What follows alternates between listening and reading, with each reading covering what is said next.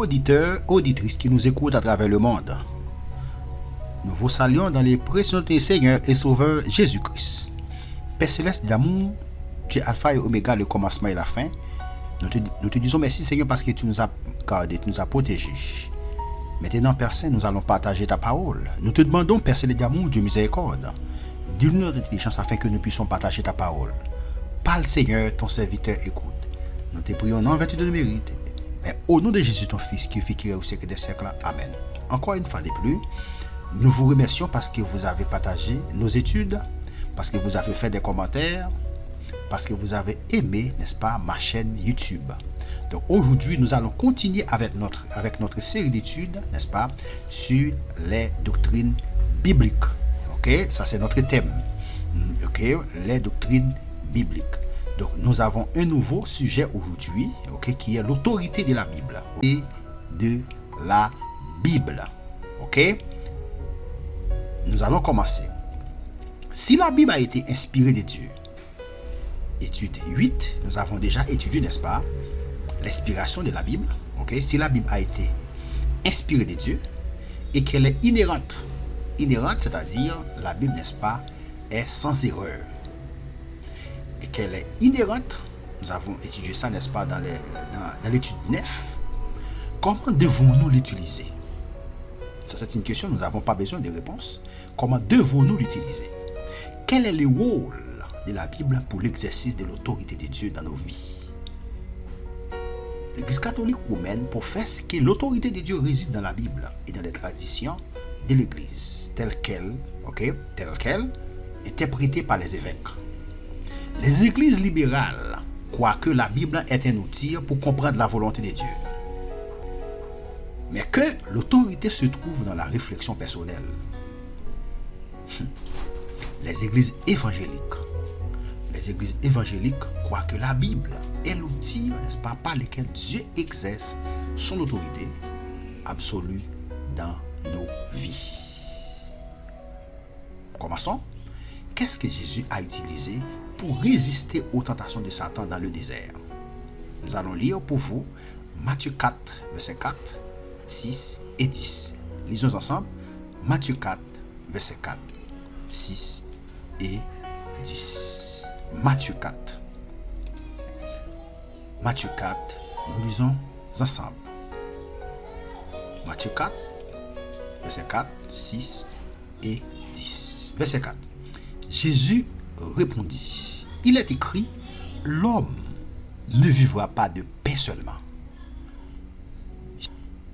Jésus répondit, il est écrit, l'homme ne vivra pas de pain seulement. L'homme pas vivre avec pain seulement, mais de toute parole qui sort de la bouche de Dieu. Alléluia. L'homme pas vivre avec pain seulement. Pain ici, n'est-ce pas, est le symbole de la nourriture. Quand on parle de pain ici, c'est pas pain qu'on a habitué à manger. Le pain ici est le symbole de la nourriture. Jésus, n'est-ce pas, répondit, l'homme ne vivra pas de pain seulement. L'homme pas vivre avec pain seulement, mais de toute parole qui sort de la bouche de Dieu. Nous savons que l'homme est un être trichotomique. L'homme est composé, n'est-ce pas, d'un corps, d'une âme et d'un esprit. L'homme est un être trichotomique. Donc, notre corps, n'est-ce pas, a besoin de la... L'homme est un être trichotomique. Donc, notre corps, n'est-ce pas, a besoin de la nourriture physique. Notre esprit et notre, n'est-ce pas, et notre âme, n'est-ce pas, ont besoin de la nourriture spirituelle qui est la parole de Dieu. Donc, Jésus a dit, l'homme ne vivra pas de pain seulement, mais de toute parole qui sort de la bouche de Dieu. Verset 5. Le diable le transporta dans la ville sainte, le plaça, n'est-ce pas, sur le haut du temple. Il lui dit, si tu es le fils de Dieu, si ici, n'est-ce pas, c'est pas une condition, et puisque, si ici, n'est-ce pas, traduit par puisque tu es le fils de Dieu, jette-toi en bas. Puisque c'est petit bon Dieu, lagué quoi en bas. Jésus-Christ pas prendre dans tentation ça là. Si tu es le fils de Dieu, jette-toi en bas. Sous ces petits bon Dieu, lagué quoi en bas. Car il est écrit. Le diable a dit, mais ça qui est écrit, il donnera des ordres à ses anges à ton sujet. à ton sujet. La baise en l'ordre pour porter au secours. Et ils te porteront, n'est-ce pas? Et ils te porteront sur le main. Et ils porteront sous main. Des peurs que ton pied ne heurte contre une pierre. Béni soit l'Éternel. Verset 7.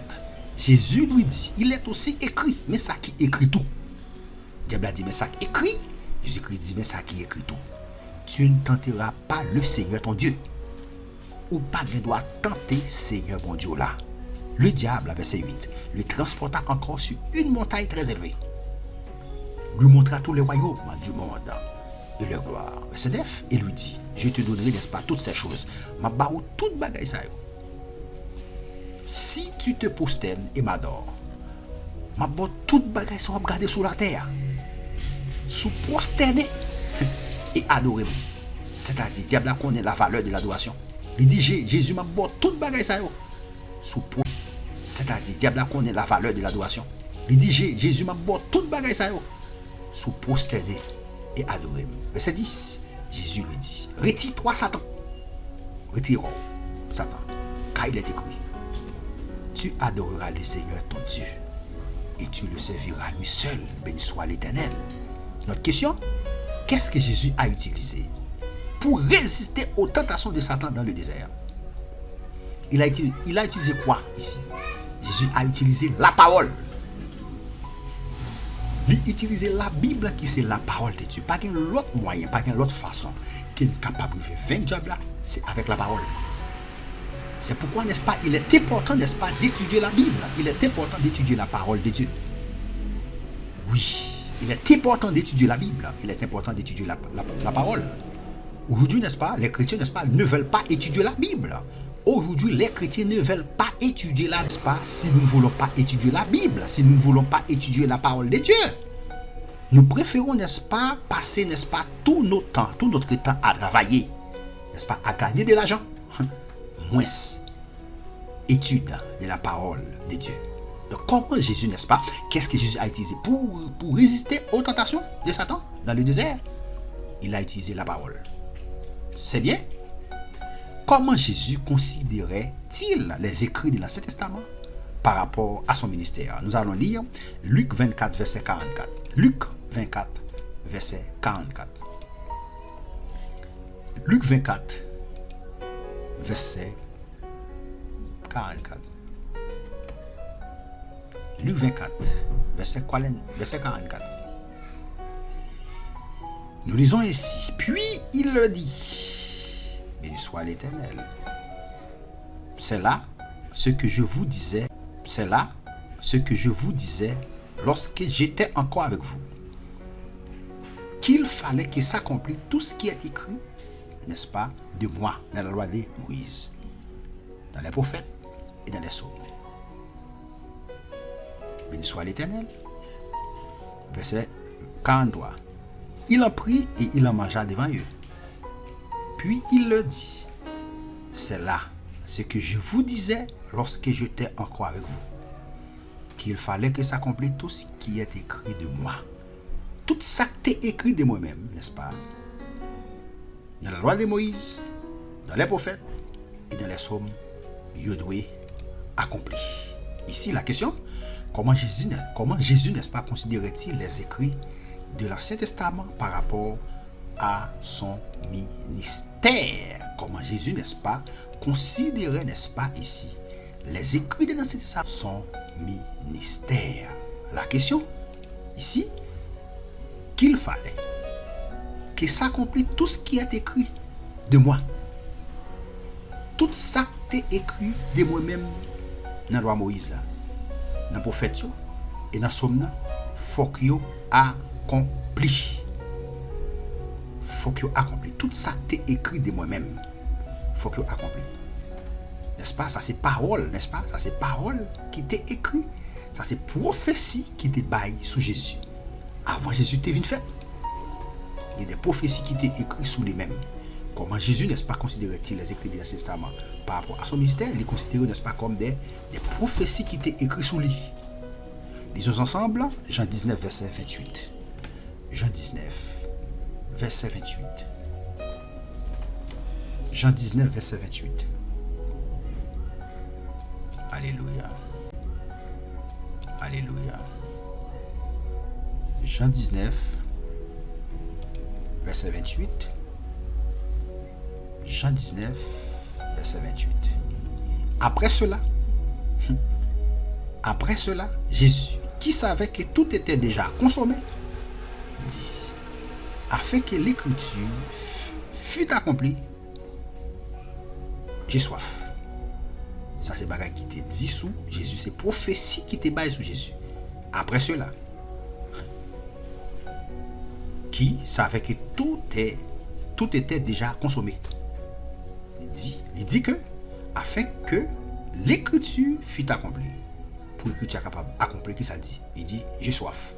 Ça, c'est bagaille, prophétie qui était basée sous Jésus. Comment Jésus considérait-il les écrits d'Ancien Testament par rapport à son ministère? Il les considérait comme des prophéties qui étaient basées sur lui. Continue. Qui étaient basées sur lui. Continuez. Sur quelle autorité s'appuie l'enseignement des passages suivants? Romains 12, verset 19. Romains 12. Romains 12, verset 19. Romains 12, verset 19. Romains 12, verset 19. Ne vous vengez point vous-même. Pas venger, n'est-ce pas? Pas venger pour tête. Ne vous vengez point vous-même. Bien-aimé, mais laissez agir la colère, car il est écrit. Mais ça qui t'est écrit, mais ça qui t'est dit. À moi la vengeance. Ouais, l'Éternel qui dit ça. À moi la vengeance. À moi la rétribution, dit le Seigneur. Ne vous, n'est-ce pas, ne vous vengez point vous-même. Pas venger pour propre tête. Bien-aimé. Il dit, mais laissez, mais ça t'est écrit, mais ça t'est dit. À moi la vengeance. À moi la rétribution. C'est moi-même qui dois venger. L'Éternel qui dit ça. Dit le Seigneur. Le Seigneur dit, c'est moi-même qui dois venger. Kounia là, nous, ouais. Yon l'église. Bah ouais. Plusieurs m'baka dit. Tout. Eh bien, qui dit tout fidèle yo. Eh bien, prends machette non. Prends couteau non. Pour nous correspondre avec bandit yo. Pour nous correspondre avec kidnappé yo. Il dit ici le texte là. Romains 12 verset 19. Il dit ne vous vengez point vous-même. Bien-aimé. Mais laissez agir la colère, car il est écrit, à moi la vengeance, à moi la rétribution, dit le Seigneur. Kounya nou ouais, assemblez ça, pasteur avec machette, non, en plus l'autre fidèle avec machette, non, mais dit ben, il va correspondre avec bandit. Ça, est clair, les nous garder à travers toute la Bible, ça, il est contre la Bible, il est contre la parole. Ça, il est en contradiction avec ça, la Bible dit. Et texte, il prend. Pour l'expliquer ça, il faut étudier le contexte texte là. Parce que, il est clair, il dit, il y a un texte sans contexte. Alors, il n'y a pas de texte sans contexte. N'est-ce pas? Un texte sans contexte est un prétexte. Il n'y a pas de texte sans contexte. Et un texte sans contexte est un prétexte. Il est bon pour pasteur ça, t'as étudier la Bible pour le comprendre. Pour le comprendre, pas ça. Parce qu'il prend texte ça, dans Luc, côté Jésus-Christ pas l'aider, pour nous vendre ratissu, prend épée. Mais il y a un contexte, il faut étudier passage là. Il prend texte ça, on est aujourd'hui, pour le dire, capable de prendre couteau, pour y aller camper en face, bandit. Mais l'oublier qui ça la Bible dit. La Bible claire sur ça. La Bible claire sur ça. L'Éternel dit, à moi la vengeance, à moi la rétribution, dit le Seigneur. Et Jésus-Christ montre ça, dans le passage côté, il montre ça parce que la Bible n'a pas en contradiction. Jésus dit, pour ne pas résister à méchant. Et moun qui fait ça, qui fait des kidnappings, qui fait tout mauvais acte, eh bien c'est parce que, n'est-ce pas, il y a un esprit, n'est-ce pas, il y a un esprit satanique qui anime. Même si moun y a fait, mais il animé par des esprits sataniques. Ce n'est pas avec moun pour nous, parce que Paul dit, nous n'avons pas à lutter contre le sang, contre la chair et le sang. Ce n'est pas contre moun qui mène bataille, mais c'est contre les esprits dans les lieux célestes. Bataille pas physique, c'est une bataille spirituelle. Donc, fais attention.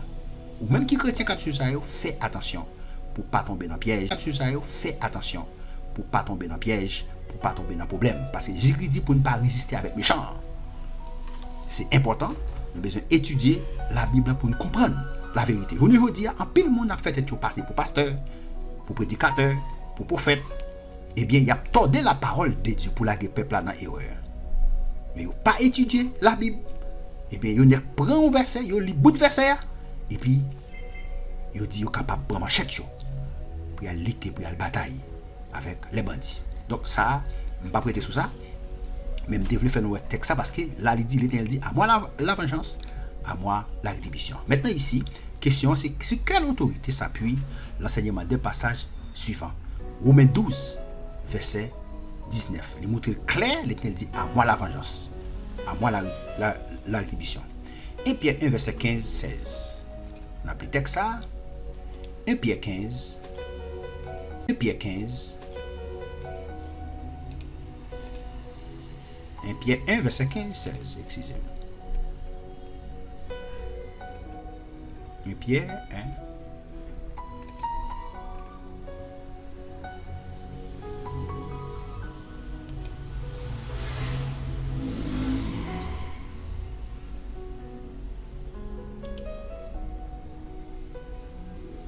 Nous lisons. Regardez le verset 14. Comme des enfants obéissants, ne vous conformez pas aux convoitises que vous aviez autrefois, quand vous étiez dans l'ignorance. Ouais, Pierre qui a parlé là. Il dit comme des enfants obéissants, ne vous conformez pas aux convoitises que vous aviez autrefois. Ça veut dire, j'étais avant. Comportement dont tu avant, j'en étais avant. Il dit, pour ne pas comporter comme ça. Il dit, mais ouais, quand vous étiez dans l'ignorance. Tout le monde qui n'a pas Christ, tout le monde qui n'a pas Christ, tout le monde qui en dehors de Christ, tout le monde qui n'a pas accepté Jésus comme sauveur personnel, et tout kidnappeur qui a fait travail sur a fait la journée aujourd'hui, tout bandit qui a des âmes dans mais qui a fait ça faire journée aujourd'hui, c'est parce qu'il n'a pas Christ, c'est parce qu'il n'a pas l'évangile. Puisqu'il n'a pas Christ, il n'a pas l'évangile, mais il est dans l'ignorance. Ok? Il est dans l'ignorance. Parce qu'il n'y a pas la parole, parce qu'il n'y a pas de Christ, parce qu'il est en dehors de Christ. C'est ça que fait tout ça qu'il a fait aujourd'hui. Il dit, texte a dit, mais puisque celui qui vous a appelé est saint, celui qui vous a appelé est saint, vous aussi soyez saints dans toute votre conduite. Selon qu'il est écrit, vous serez saints, alors vous serez saints, car je suis saint. Maintenant, ça c'est l'Éternel, n'est-ce pas, qui parle là. Ok? Sur quelle autorité s'appuie l'enseignement des passages suivants? Ok? D'abord, Romains 12. Selon 2 Thessaloniciens 3, verset 14. N'est-ce pas? 2 Thessaloniciens 3, verset 14. Allons lire, n'est-ce pas? Ensemble. 2 Thessaloniciens 3, verset 14. 3, verset 14. Nous lisons ici. Si quelqu'un, n'est-ce pas, n'obéit pas à ce que nous disons par cette lettre, peut qu'à parler là, notez-les. Et n'ayez point de communication avec lui, afin qu'il éprouve de la honte. Ne le regardez pas comme un ennemi, mais avertissez-le comme un frère. Béni soit l'Éternel. Ça c'était ouais. Pour vous frères, n'est-ce pas, ne vous lassez pas de faire le bien. Et si quelqu'un n'obéit pas à ce que nous disons par cette lettre, notez-le et n'ayez point de communication avec lui, afin qu'il éprouve de la honte. Ne le regardez pas comme un ennemi, mais avertissez-le comme un frère. Comme un frère. C'est dans 2 Thessaloniciens 3, verset 14. Comment doit-on considérer les écrits du Nouveau Testament? Béni soit l'Éternel. Comment doit-on considérer, n'est-ce pas, les écrits, n'est-ce pas, du Nouveau Testament? Comment les passages suivants nous montrent que la Bible a une autorité sur nos vies? La Bible, n'est-ce pas? La Bible a une autorité, n'est-ce pas? Comment passer ça, n'est-ce pas? Montrez-nous que la Bible a une autorité sur vie nous. De montrer ça. La Bible, n'est-ce pas? C'est la parole de Dieu. C'est lui qui a mené nous, c'est lui qui a conduit nous. Et bien, il a une autorité sur vie nous. Nous sommes capables de lire Josué 1, verset 8. C'est très bien. Ça, c'est côté l'Éternel, n'est-ce pas? Les Josué, n'est-ce pas? Moïse était fini de mourir. Pour Josué Talbran, tête peuple là. Dans Josué 1, verset 8, il dit qu'est-ce que c'est le livre de la loi? Alors, depuis le verset 7, Il dit fortifie-toi seulement et aie bon courage, en agissant fidèle toute la loi que Moïse, mon serviteur, t'a prescrite. Ne t'en détourne ni à droite ni à gauche, afin de réussir dans tout ce que tu entreprendras. Verset 8. Que ce livre de la loi ne se loie point de ta bouche. La Bible, n'est-ce pas? Que ce livre de la loi ne se loie point de ta bouche. Ça veut dire, la Bible doit mais non. Lui donne tête, non. Nous devons étudier la Bible, n'est-ce pas? Et nous sommes capables de dire tous les jours. Que ce livre de la loi ne se loie point de ta bouche. Médite-le jour et nuit. C'est pour méditer le jour et nuit. La Bible, c'est pour méditer le jour et nuit. Pour agir fidèlement selon tout ce qui est écrit. Béni soit l'Éternel. Sans la Bible, n'est-ce pas? Sans la parole de Dieu, non pas qu'à chrétien. Béni soit l'Éternel. Je vous dis, en pile moun a fait ça. En pile moun a fait un paquet de bagages qui pas bon à travers le monde. En pile moun a venu avec des bagages, n'est-ce pas, qui contre la Bible. Moun qui y ont entré dans tête yo parce que moun ça pas étudier la Bible. Texte ça clair, il dit c'est ça clair, il dit c'est pour méditer le jour et nuit, pour agir fidèlement selon tout ce qui est écrit. Car c'est alors que tu auras du succès dans tes entreprises. C'est là ça va avoir succès dans ce qu'on va entreprendre. C'est là où étudier la Bible. C'est là où méditer la Bible jour et nuit. Il dit c'est là ça où avoir succès dans ce qu'on va entreprendre. C'est alors que tu réussiras. C'est là ça où réussir. Le où étudier la Bible, n'est-ce pas? C'est là ça où réussir. 2 Timothée 3, verset 16-17. Lisons ensemble. 2 Timothée 3, verset 16-17. Il est clair, 2 Timothée 3, son texte tout le monde connaît. Il est clair, il dit toute écriture est inspirée de Dieu. 2 Timothée 3, verset 16-17. 2 Timothée 3, verset 16-17. Nous lisons toute écriture est inspirée de Dieu. Il est utile pour enseigner. Ouais, toute écriture inspirée de Dieu, il est utile pour enseigner, pour bailler enseignement, pour convaincre, pour conduire dans la justice, afin que l'homme de Dieu soit accompli et propre à toute bonne œuvre. Selon Colossiens 2, verset 6-8. Par quoi notre foi doit-elle être affermie? Colossiens 2, verset 6-8. Pour nous, par quoi notre foi, n'est-ce pas? Colossiens 2, verset 6-8. Colossiens 2, verset 6-8. Nous lisons ainsi. Et ainsi donc, comme vous avez reçu le Seigneur Jésus, marchez en lui. Comme nous te recevons le Seigneur Jésus, n'est-ce pas? Marchez dans lui. Étant enraciné et fondé en lui, et affermi par la foi, d'après les instructions qui vous ont été données, et abandonnez en action de grâce. Il dit, comme vous avez reçu le Seigneur Jésus, marchez en lui. Marchez en lui. Étant enraciné et fondé en lui, et affermi par la foi. Le texte a dit ici, comment, n'est-ce pas, selon Colossiens 2, verset 8, verset 6-8, par quoi notre foi doit-elle être affermie? C'est clair? Par quoi? D'après le texte ici, le texte a dit et affermi par la foi, ouais, étant enraciné et fondé en lui, et affermi par la foi, d'après les instructions qui vous ont été données, et abondé en action de grâce. Depuis le verset 1, là, comme vous avez reçu le Seigneur Jésus, Christ, marchez en lui. Ici, par quoi notre foi doit-elle être affermie? C'est clair? Par la parole.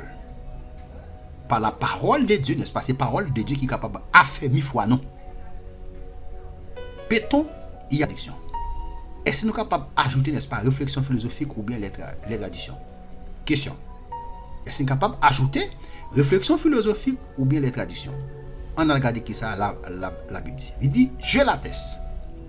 À quiconque entend les paroles de la prophétie de ce livre, si quelqu'un y ajoute, si on moun ajoute là-dedans, parce que il y a des gens qui parlent, il y a des enseignements qui en dehors de la Bible, c'est ajouter.